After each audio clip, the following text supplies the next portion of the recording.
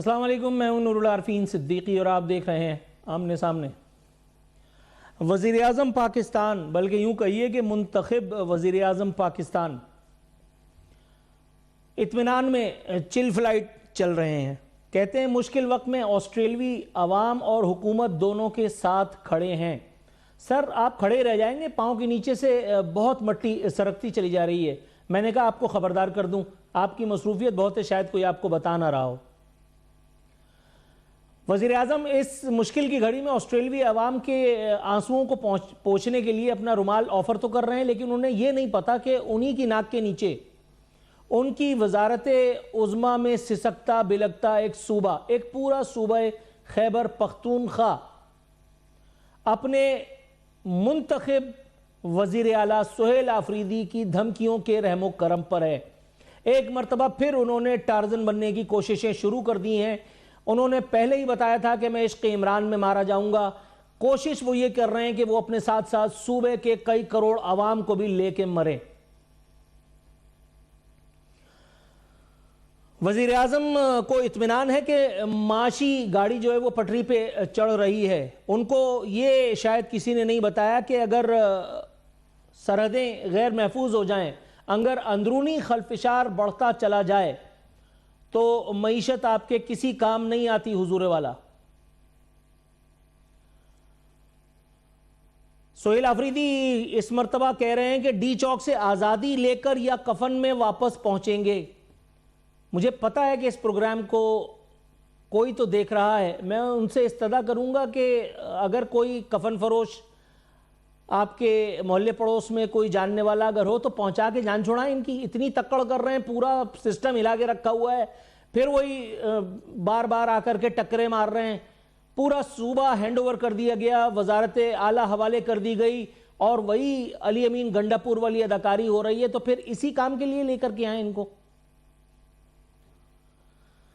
فرما رہے ہیں عمران خان نے جیل سے پیغام بھیجا ہے کہ آزادی یا موت سب تیار رہیں۔ بات یہ ہے کہ یہ ڈائیلاگ تو میں اس وقت سے سن رہا ہوں جب سے میں آن ایئر نہیں تھا، 2.5 سال جب میں گھر بیٹھا ہوں، تب اس وقت بھی مجھے یہ بتایا جاتا تھا کہ عمران خان نے یہ پیغام بھیجا ہے۔ پہلی بات تو یہ کہ عمران خان نے یہ بات کہی کس سے، یہ سورس کتنا کریڈیبل ہے۔ دوسری بات یہ کہ عوام تیار رہ کر کے بور بھی ہو چکے۔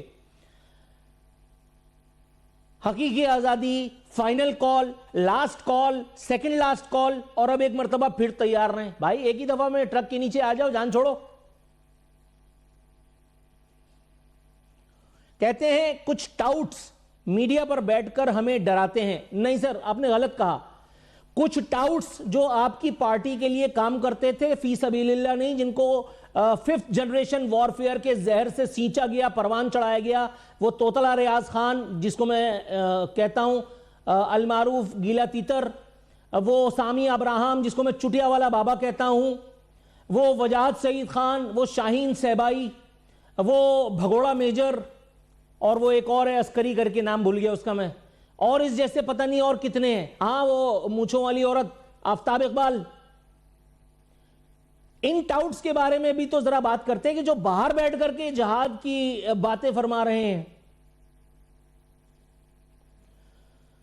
کہتے ہیں بانی چیئرمین کو دبانے کی کوشش کی جا رہی ہے، جج سے ملنے جاتے ہیں، ہمیں ملنے نہیں دیا جاتا۔ جنہوں نے ہمارے مینڈیٹ کی حفاظت کرنی تھی انہوں نے ڈاکہ ڈالا ہوا ہے، ہمارے محافظ ہی ہمارے قاتل بنے ہوئے ہیں۔ یہ آپ کی اپنی سوچ ہے، جس پر وزیر مملکت برائے خزانہ اور ریلوے بلال اظہر کیانی فرماتے ہیں عمران خان اور ان کی پارٹی مودی کی زبان بول رہی ہے۔ سر کوئی ایسی خاص معلومات میں اضافہ تو آپ نے نہیں کیا، اس کام کے لیے آپ کو پروموشن ملی ہے اطلاع دینے کے لیے۔ اس حساب سے تو مجھے پرائم منسٹر ہونا چاہیے تھا۔ جو بات آپ آج کہہ رہے ہیں میں تو نہ جانے کب سے گلا پھاڑ پھاڑ کے چلا رہا ہوں، مگر اس سسٹم، اس بودے سسٹم، اس لنگڑے لولے سسٹم پہ، اس فرسودہ سسٹم پہ کوئی اثر ہی کبھی نہیں ہوتا۔ یہ جس وقت گلا پھاڑ پھاڑ کے حقیقی آزادی چلا رہے تھے، میں اس وقت بھی آن ایئر تھا پچھلے چینل پہ، میں کہتا تھا بھائی ان کا ہاتھ توڑو، ان کا ہاتھ روکو، یہ کیا کر رہے ہیں؟ یہ پوری اسٹیٹ کو آپ سمجھ رہے ہوں گے، اور پھر ایسا ہوا بھی۔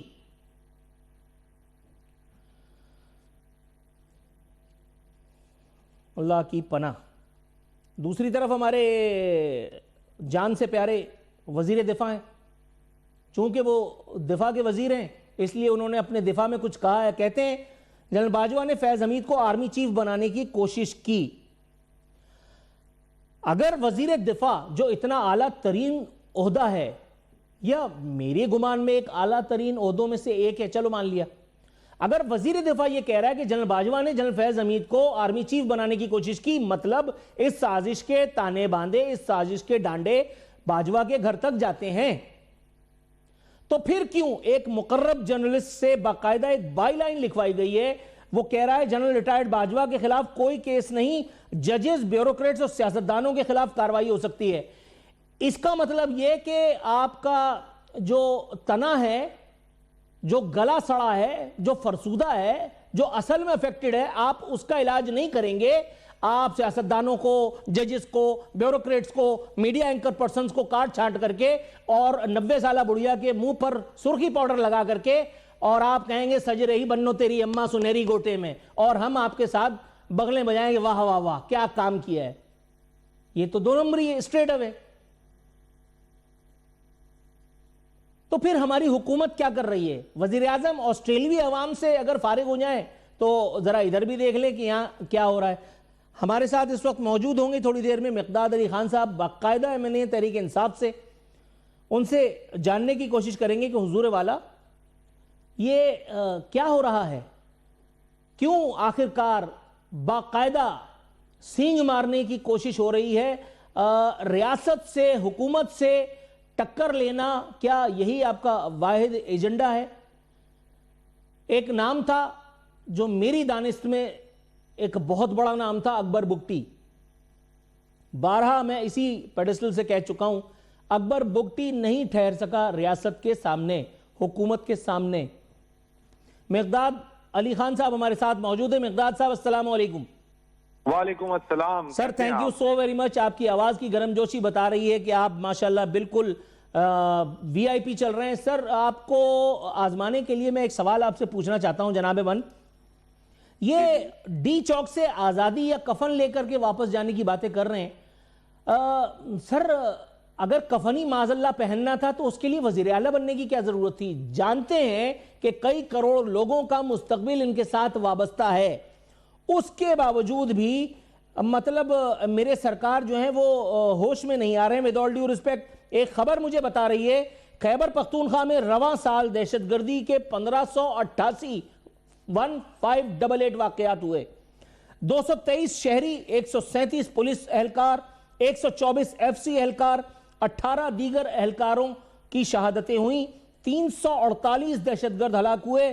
بنو میں سب سے زیادہ مارے گئے، یہ ایک رپورٹ مجھے بتاتی ہے. سر جس صوبے میں اتنی خوفناک صورتحال ہو، وہاں کا وزیر اعلیٰ، اس کا صرف ایک ایجنڈا ہے قائد تحریک کی رہائی، اس کے علاوہ کچھ اور نہیں سوچ رہا. کیوں؟ بسم اللہ الرحمن الرحیم.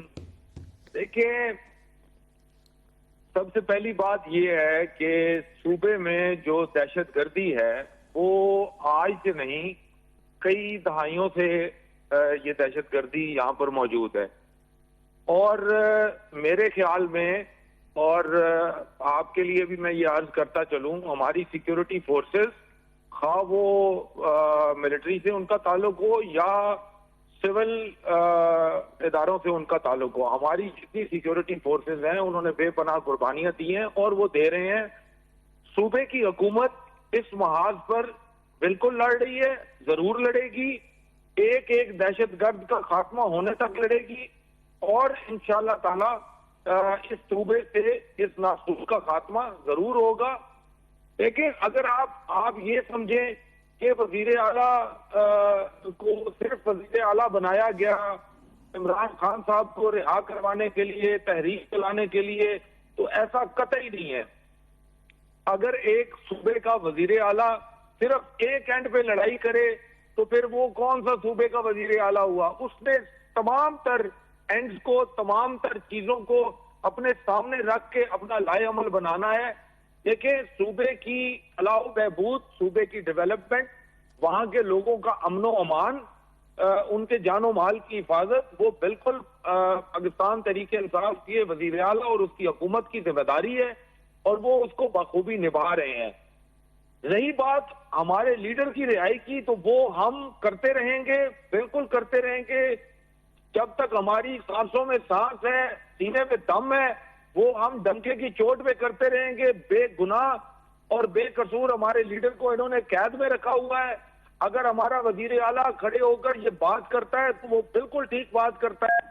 دیکھیں، انہوں نے کوئی بھی ایسا قانونی طریقہ ہمارے ہاتھ میں نہیں چھوڑا۔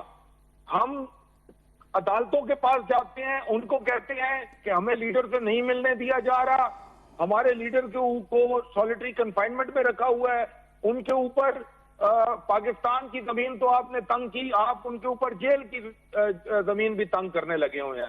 اور اگر ہم کسی عدالت کے پاس کسی قانونی جواز لینے کے لیے جاتے ہیں، عدالت ہمیں اجازت دیتی ہے، یہ فاشسٹ حکومت وہ ردی کی ٹوکری میں عدالت کا فیصلہ بھیج دیتی ہے، تو ہم اس کے بعد اگر ایسی بات نہیں کریں گے تو ہم کیا کریں گے؟ سر میں آپ سے ایک اور سوال پوچھنے کا تمنائی ہوں جناب من کہ آج میں نے عمران خان صاحب کی ہمشیرہ کا اسٹیٹمنٹ پڑھا، جس میں وہ ایک کلپ یا ایک تصویر ہے اس کو کنفرم کر رہی ہیں، اوتھنٹیکیٹ کر رہی ہیں کہ یہ حضرت ہینڈسم آپ کے موجودہ قائد طریق اور سابق وزیر اعظم عمران خان ہی ہیں جو جیل میں باقاعدہ کسرت کرتے دکھائی دے رہے ہیں۔ کسرت کوئی بیمار، کوئی قریب المرگ آدمی تو کرتا نہیں ہے، کسرت کے لیے خاص سٹیٹ آف ہیلتھ جو ہے وہ چاہیے ہوتی ہے۔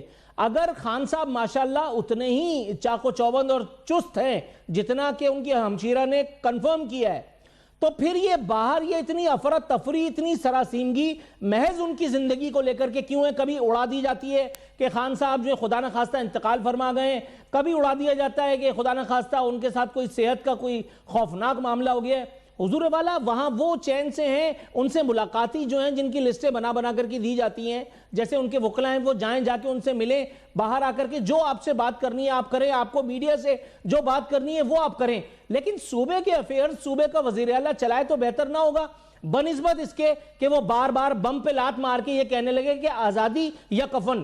اگر کفن والوں نے سن لیا اور کفن مہنگا ہو گیا پھر کیا ہوگا؟ دیکھیں، سب سے پہلے تو میں یہ بات کروں گا کہ آپ کے اور میرے منہ میں خاک کے خان صاحب کی جان کو کچھ بھی ہو۔ دوسری بات یہ ہے کہ یہ پوری دنیا جانتی ہے کہ خان صاحب ایک سپورٹس پرسن رہے ہیں، وہ ماشاءاللہ سے اگر وہ جیل میں فٹ ہیں، جیل میں ٹھیک ہیں، تو کیوں باہر بیٹھے کچھ لوگوں کو تکلیف ہو رہی ہے کہ وہ جیل میں فٹ بیٹھے ہیں اور جیل بڑی جمع مردی کے ساتھ کاٹ رہے ہیں؟ اور جیل میں صحت ٹھیک ہونا، سہولیات کا نہ ہونا، یہ کسی بات کی اس چیز کو جسٹیفائی نہیں کرتا کہ آپ کسی بھی آدمی کو، صحت مند آدمی کو بے گناہ بوگس قسم کے کیسوں میں آپ اندر ڈال کے رکھیں، پھر آپ جو اس کے جیل رائٹس ہیں ان کو بھی آپ سلب کریں۔ ان کو ملنے کا کون سا ایسا مجرم ہے پاکستان میں؟ اگر کوئی 302 کا مجرم ہے، کوئی میس مرڈرر ہے، اس کو بھی اپنے فیملی کے ساتھ، اپنے وکلا کے ساتھ ملنے کا پورا یہ آئین پاکستان حق دیتا ہے۔ اگر ان کو یہ حق مل سکتا ہے تو وہ ایک سابق وزیر اعظم ہے، ان کو کیوں نہیں حق ہونا چاہیے؟ اور دیکھیں، آپ کی اور میری گھر والے بھی ہیں، ہماری بھی بہنیں ہیں، اگر ہم کسی مصیبت میں، بھائی کسی مصیبت میں ہوگا تو وہ بہنیں چیخیں گی، چلائیں گی، وہ پورا وہ جو بھی وہ کر سکیں گی وہ ضرور کریں گی۔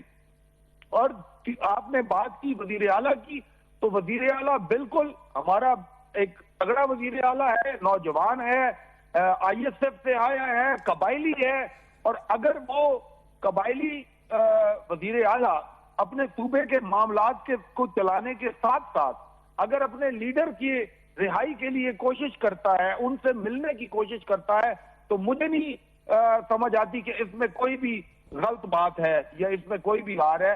لیکن آپ دیکھیں کہ ایک صوبے کا وزیر اعلیٰ جب دوسرے صوبے میں آتا ہے، اس کے سامنے ایک تھانے کا ایس ایچ او کھڑا ہو کے کہتا ہے کہ میں تمہیں آگے نہیں جانے دوں گا، چاہے تمہارے پاس ہائی کورٹ کا یا سپریم کورٹ کا یا کسی بھی کورٹ کا تمہارے پاس آرڈر ہے۔ ہاؤ ڈیئر ہی سے دیٹ؟ آپ کا وزیر اعلیٰ آپ کے کسی صوبے کا، یہ پاکستان ہم سب کا ہے، پاکستان کسی کے باپ کا نہیں ہے یا پاکستان کسی کا بھی نہیں ہے، پاکستان کی عوام کا ہے۔ یہاں کا ہر صوبے کا وزیر اعلیٰ ہو یا چاہے وہ کلاس 4 کا ایک ملازم ہو، اس کو he has right to go anywhere he wants. تو درست ہے. ہمارا وزیر اعلیٰ جب پنجاب میں آتا ہے آپ اس کو روکتے ہیں. آپ کے وزیر اعلیٰ آپ کے پارٹی کے لوگ وہاں پر کیا نام ہے کے پی میں جاتے ہیں, ان کو وہاں پر سرکاری پروٹوکول ملتا ہے, ان کو وہاں پر they are free to move anywhere they want to go. لیکن یہ جو تقسیم آپ قوم میں آج بنا رہے ہیں, آپ نے پہلے بھی تقسیمیں بنائی, آپ نے لوگوں کو سیکس کے اوپر, آپ نے لوگوں کو لسانیت کے اوپر, صوبائیت کے اوپر آپ نے تقسیم کیا ہوا ہے. آپ کیوں نہیں لوگوں کو پاکستانی بننے دیتے؟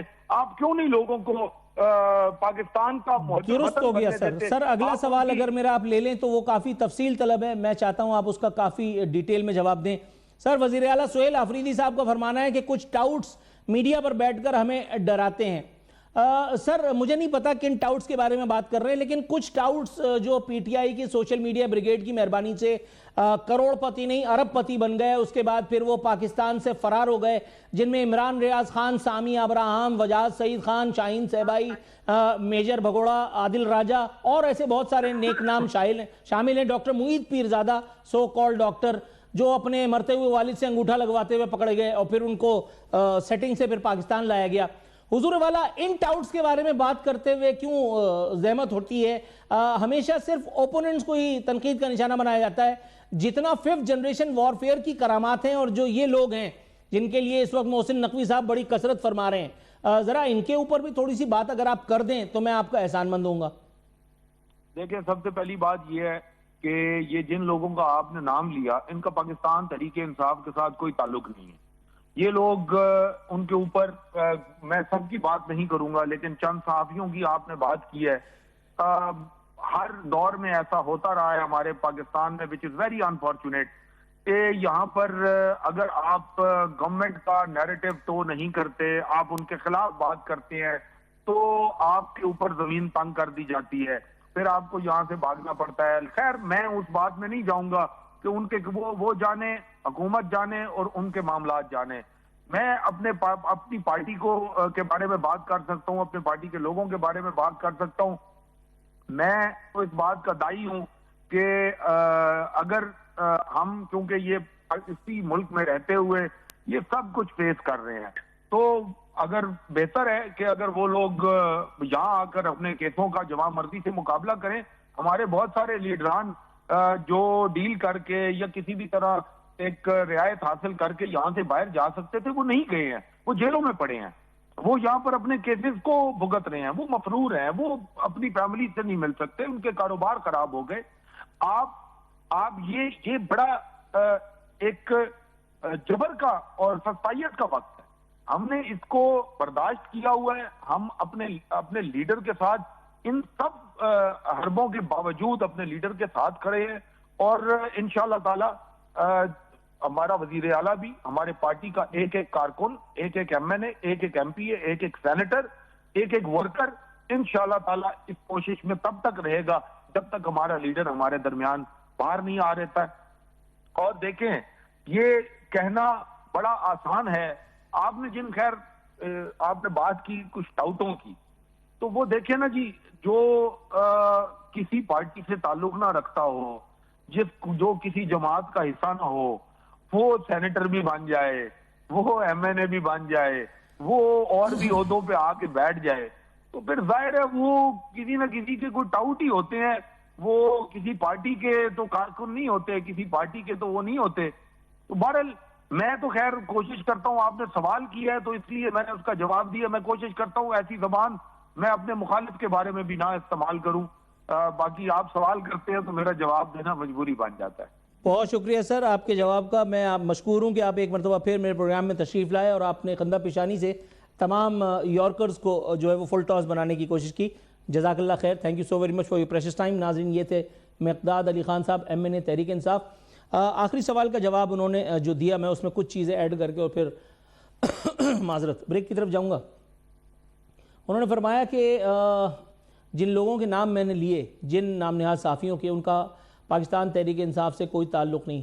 مقداد صاحب کی معلومات یقیناً یہی ہوں گی جو انہوں نے مجھ سے شیئر کی ہیں. میں حسن ظن رکھتا ہوں ان سے, لیکن جتنا میرا ایکسپیرینس رہا ہے, جو میری آبزرویشن رہی ہے, ایسا ہو نہیں سکتا کہ کسی سیاسی جماعت کا جلسہ ہو رہا ہو اور وہاں پہ عمران ریاض خان یا سمیع ابراہیم یا معید پیرزادہ یا فلانے یا ڈمکانے وہ اسٹیج پہ چڑھ کر کے اور حضرت ہینڈسم کا انٹرویو داغے جائیں.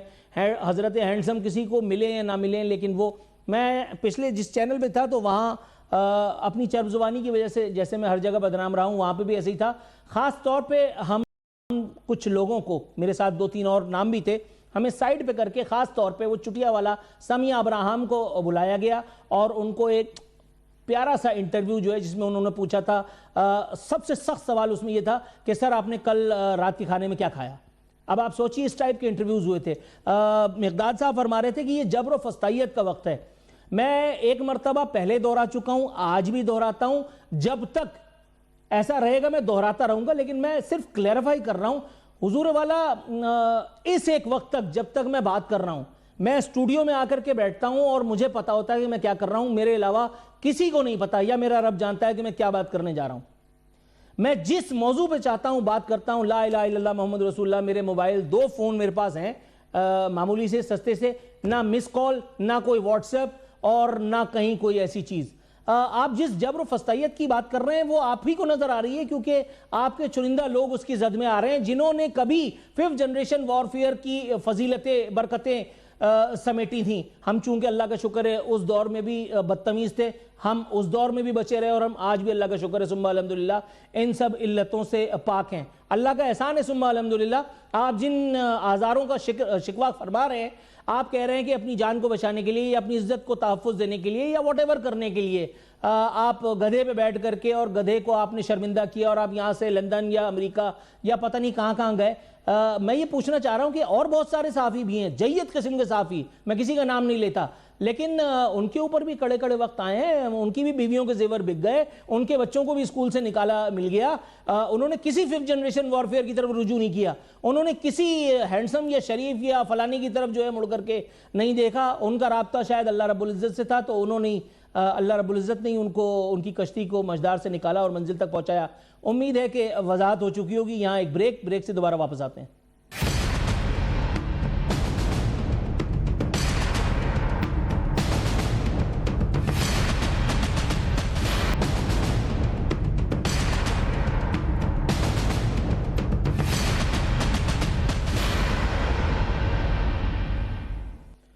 ویلکم بیک ناظرین. ہمارے ساتھ موجود ہیں محترمہ شمائلہ رانا صاحبہ, MNA ہے, پاکستان مسلم لیگ نون سے ہمارے ساتھ موجود ہے. میڈم السلام علیکم.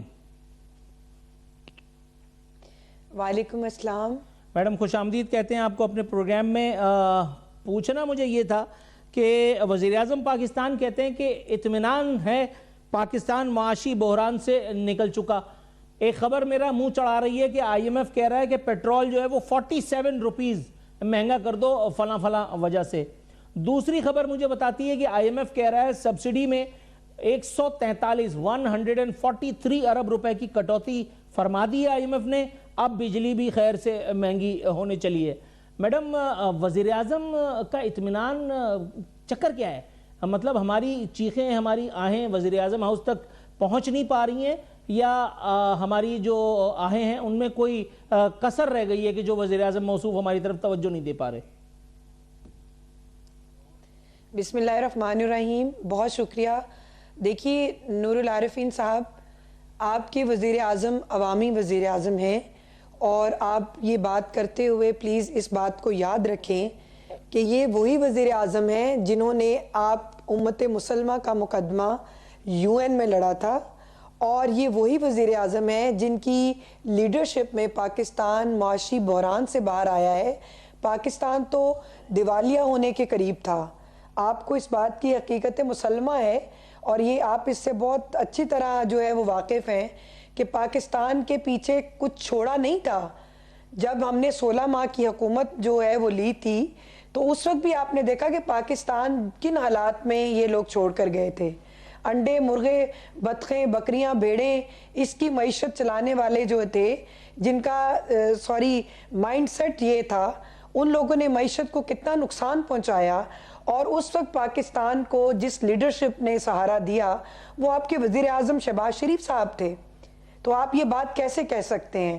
دوسری بات یہ ہے کہ پاکستان میں اگر دودھ اور شہد کی نہریں نہیں بہہ رہی تو پاکستان کے حالات اب وہ نہیں ہیں جو پہلے تھے. پاکستان معاشی طور پر مستحکم نہیں تو مستحکم ہونے کے قریب قریب ضرور ہے.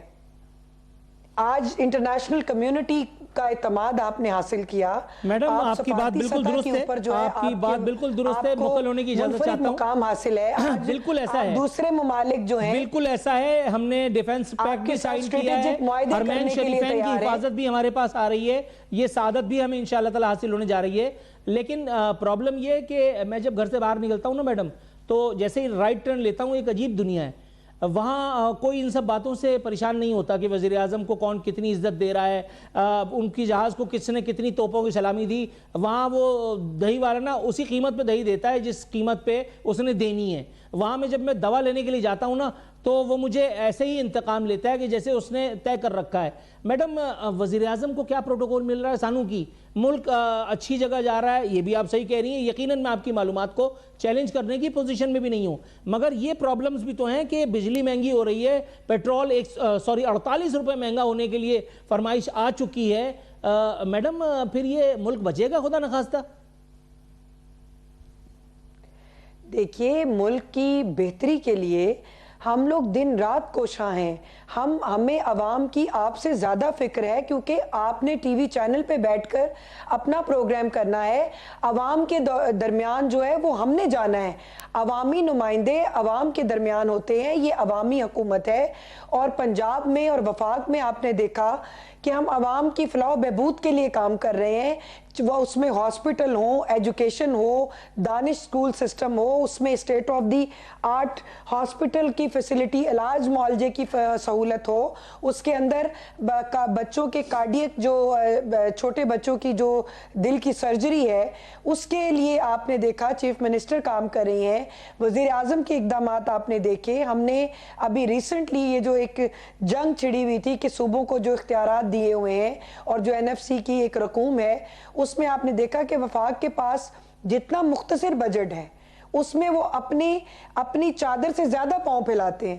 ہم لوگ, میرا خیال ہے کہ جن حالات میں شہباز شریف صاحب نے اس ملک کو سنبھالا ہے وہ حالات کو اتنے سازگار حالات نہیں تھے, اور عوام کی فلاح و بہبود کے لیے کام ہو رہا ہے. آج آپ کی انٹرنیشنل کمیونٹی میں اگر آپ کا قد بڑا ہے تو اس کے ثمرات آپ کی جو ہے وہ بزنس کمیونٹی آپ کی پاکستان کی طرف رخ کر رہی ہے.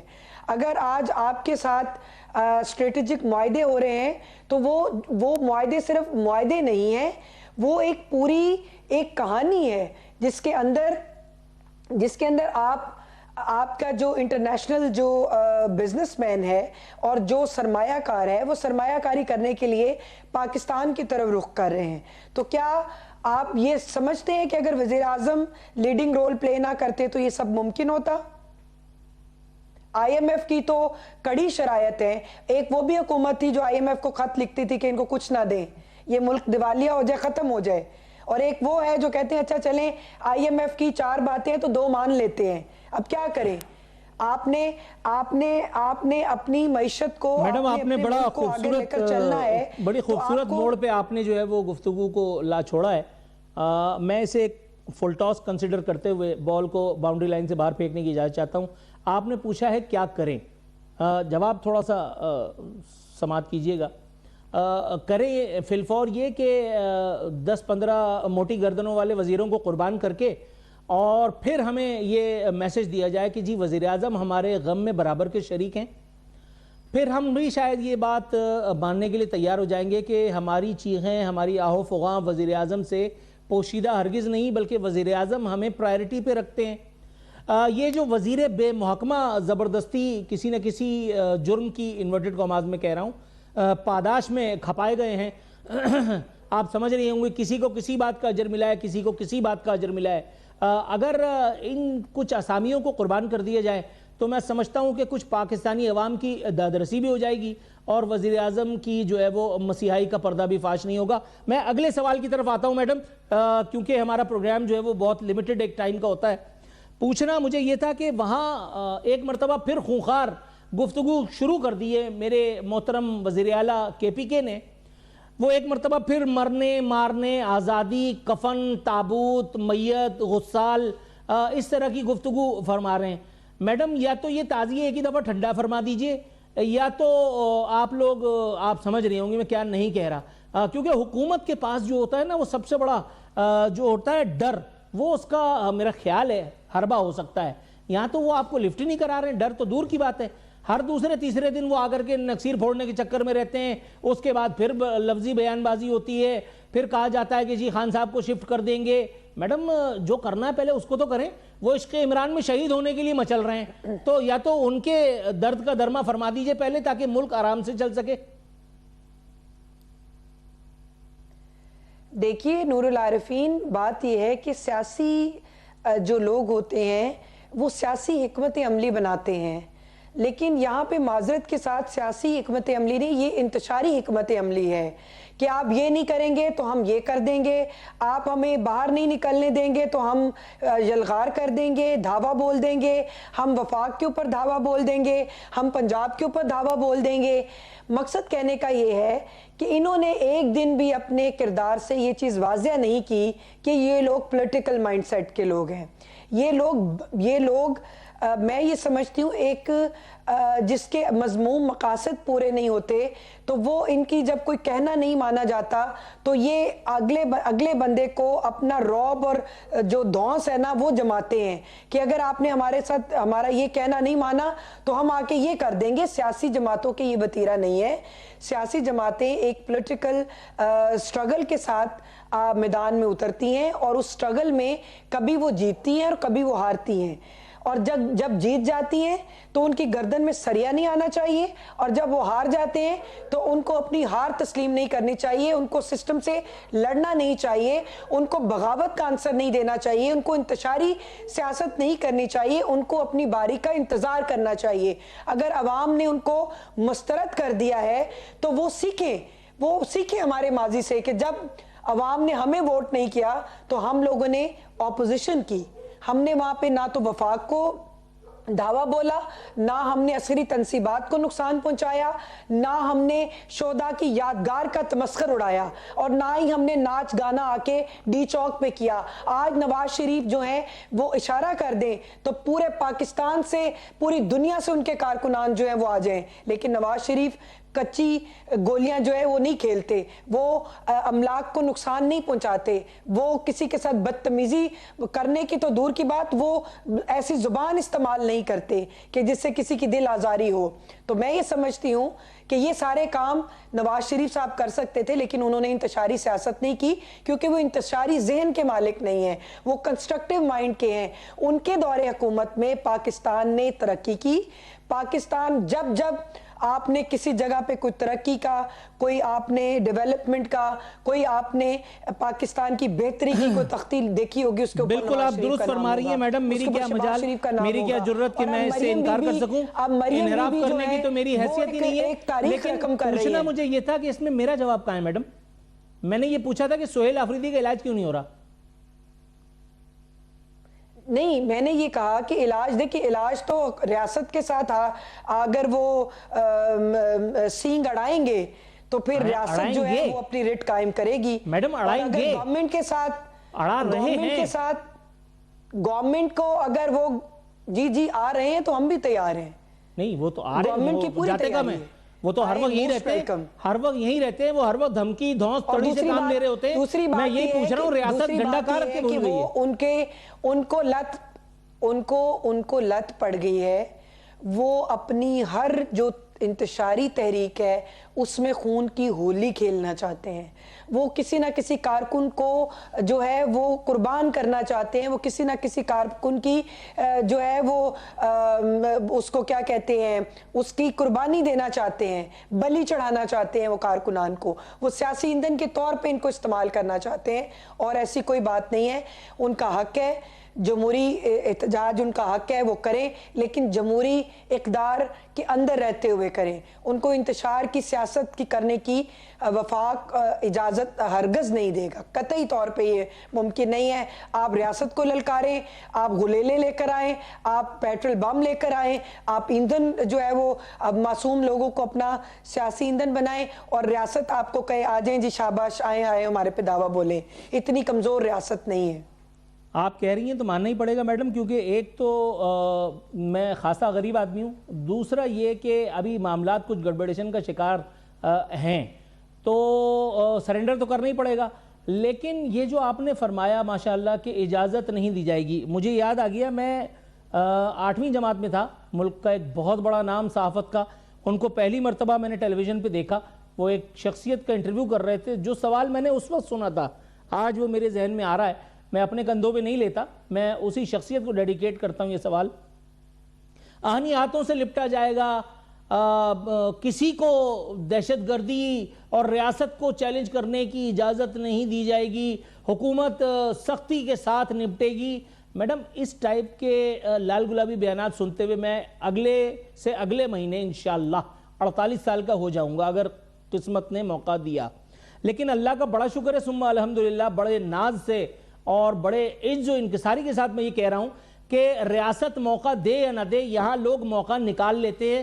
ریاست کونے پہ کھڑی تماشا بھی دیکھتی ہے، حکومت وقت گدھے کے سر سے جیسے سینگ غائب ہو جاتے ہیں ویسے غائب بھی رہتی ہے، اور فسادیوں کو اس کے بعد قرار واقعی سزا دینا تو محال ہی ہو جاتا ہے. آپ کا جواب؟ دیکھیں، ریاست تماشا نہیں دیکھتی، اور نہ ہی یہ ان کے نہ ہی گورنمنٹ جو ہے وہ غائب ہوتی ہے. مسئلہ یہ ہے کہ یہ لوگ جو ہیں جن کو یہ 50 روپے یا 500 روپے دے کے، اب تو خیر 50 روپے کا زمانہ ہی گزر گیا، یہ جن کو دیہڑی کے اوپر لے کر آتے ہیں، ان لوگوں کو، ان بیچاروں کا کیا قصور ہے؟ ان کو تو پتہ ہی نہیں ہوتا کہ ہم کہاں جا رہے ہیں، ہم کس مقصد کے لیے جا رہے ہیں، ہمارا وہاں بیٹھنے کا، جانے کا پرپس کیا ہے.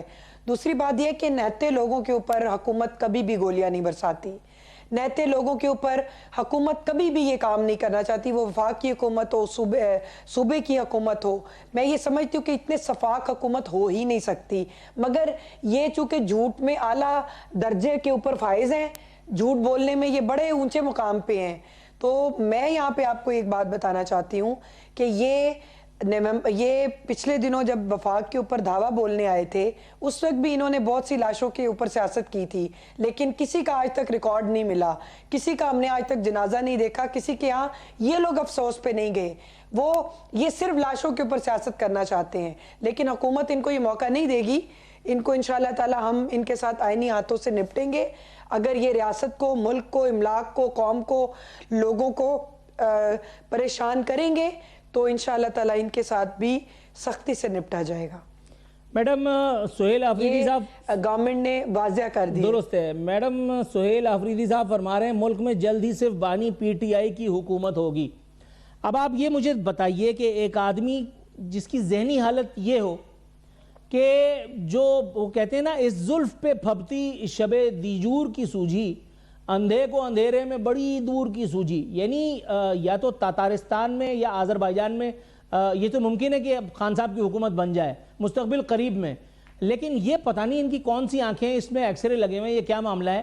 یہ خان صاحب کو باقاعدہ پرائم منسٹر بنتے ہوئے دیکھ رہے ہیں، حکومت تشکیل پاتے ہوئے دیکھ رہے ہیں. وہ تو ان کا احسان ہے کہ انہوں نے وزیروں کو اناؤنس نہیں کر دیا. میڈم ایسے آدمی کے ساتھ آپ کیا معاملہ کر سکتی ہیں کہ جو معاملہ فہمی سے قطعی طور پر ناآشنا ہو؟ بات یہ ہے کہ ایک جو پولیٹیکل کارکن ہوتا ہے، وہ اپنی کچھ فیصلے، کچھ باتیں، کچھ بیانات وہ اپنی ذاتی رائے کے اوپر دیتا ہے. یہ ان کی ذاتی رائے تو ہو سکتی ہے، یہ اجتماعی سوچ نہیں ہے. اور جیسے میں کارکن ہوں اور میں کہہ رہی ہوں کہ اگلی حکومت انشاءاللہ اللہ کے فضل سے ہماری ہوگی، تو یہ میرا ایک اپنی ذاتی سوچ ہے. میرا دل چاہتا ہے کہ پرائم منسٹر میرا ہو، صوبے میں میری حکومت ہو، پورے پاکستان میں جو ہے وہ مسلم لیگ نون کی حکومت ہو. میں مسلم لیگ نون کی ادنا کارکن ہوں، میری یہ خواہش ہے. اس طرح ان کی بھی خواہش ہے. وہ کہتے ہیں نا، ہزاروں خواہشیں ایسی کہ ہر خواہش پہ دم نکلے. بہت نکلے میرے ارمان، لیکن پھر بھی کم نکلے. تو اگر سہیل آفریدی صاحب کے یہ ارمان ہے کہ اگلی حکومت ان کی ہے اور پرائم منسٹر جو ہیں وہ ہوں گے، تو یہ ان کی سوچ ہے. سوچ پہ، خوابوں پہ پابندی نہیں لگا سکتے، اور نہ ہی ایف بی آر نے اس کے اوپر ٹیکس لگایا ہے. خواب جو ہیں وہ فری ٹیکس ہیں. آپ خواب دیکھیں، آپ کو مکمل آزادی حاصل ہے. میں یہ حکومت کی طرف سے انشور کرتی ہوں کہ آپ کے اوپر کوئی ٹیکس نہیں لگے گا خواب پہ. تو گویا آپ یہ کہہ رہی ہیں انہیں اپنا نہیں سکتا، مگر اتنا بھی کیا کم ہے کہ کچھ مدت حسین خوابوں میں کھو کر جی لیا میں نے، ساحر لدھیانوی والی کیفیت سے دو چار ہیں موصوف؟ جی بالکل، ان کے میں نے آپ کو بتایا نا خواہش ہے، اور وہ ہزاروں ایسی خواہشیں ہوتی ہیں اور پھر وہ ملتا وہی ہے جو سامنے آتا ہے. تو میں اس کے اوپر نہ تو میں پامسٹ ہوں کہ میں فیوچر کی آپ کو کوئی چیز بتا سکوں. اگر انہوں نے یہ بات کہی ہے تو انہوں نے اپنے جو ہے وہ اپنے بانی قائد کے لیے اچھی سوچ ان کی ہوگی. میں ایک کارکن ہوں، میں کسی بھی کارکن کی نظریے کو رسپیکٹ کرتی ہوں کیونکہ وہ اپنی جماعت کے ساتھ کھڑا ہے جیسے میں اپنی جماعت کے ساتھ کھڑی ہوں. درست ہے میڈم. آخری میں بس اختصار کے ساتھ بلال اظہر کیانی صاحب کا ایک سٹیٹمنٹ ہے، کہہ رہے عمران خان اور ان کی پارٹی مودی کی زبان بول رہی ہے. اس پر آپ ذرا تبصرہ عنایت فرما دیجئے، اس کے بعد میں بھی گھر چلوں. دیکھیں بات یہ ہے کہ پچھلے دنوں آپ نے D G I S P R کی پریس کانفرنس سنی ہوگی یقیناً، اور آپ نے یہ دیکھا کہ انہوں نے بھی وہی بات کی کہ ان کے جو کچھ سوشل اکاؤنٹس ہیں، سوشل میڈیا اکاؤنٹس ہیں، وہ بھارت سے آپریٹ ہوتے ہیں، افغانستان سے ہوتے ہیں. تو ان کی جو اس چیز کا جو گٹ جوڑ ہے نا جی، اس کے پیچھے چیزیں ساری ٹرائنگل میں آ رہی ہیں، اور ٹرائنگل جو ہے وہ پی ٹی آئی کے گرد گھوم رہی ہے. تو میں یہ سمجھتی ہوں کہ بلال کیانی صاحب نے جو بات کی ہے وہ فیکٹس اینڈ فگر کے اوپر بات کرتے ہیں، اور انہوں نے بات کی ہے اور یہ بات بالکل درست ہے. اور پھر اس وقت میں انہوں نے اس چینل کو بھارتی ٹی وی کو جو ہے وہ انٹرویو کیا اور انٹرویو دیا، تو میں یہ سمجھتی ہوں کہ وہ وقت مناسب نہیں تھا جس وقت بھارت اپنی شکست جو ہے اس کو تسلیم نہیں کر رہا اور وہ ہمارے پے در پہ وار کرنے کی کوشش کر رہا ہے. اس کمزور وقت میں آ کر ایسے بھارتی چینل کو جو انٹرویو دینا، یہ اپنے جو ہے وہ جسے کہتے ہیں نا اپنی چادر اچھالنے کے مترادف ہے. درست ہے madam. Thank you so very much for your precious time. آپ نے ایک مرتبہ پھر ہمیں وقت دیا. میں ایک مرتبہ پھر آپ سے خراج عقیدت پیش کرتے ہوئے یہاں آپ سے ودا لیتا ہوں. ناظرین، یہ تھا آج کا پروگرام. کل انشاءاللہ بشرط زندگی ایک مرتبہ پھر آدم کوں گا. اپنا خیال رکھیے گا. فی امان اللہ.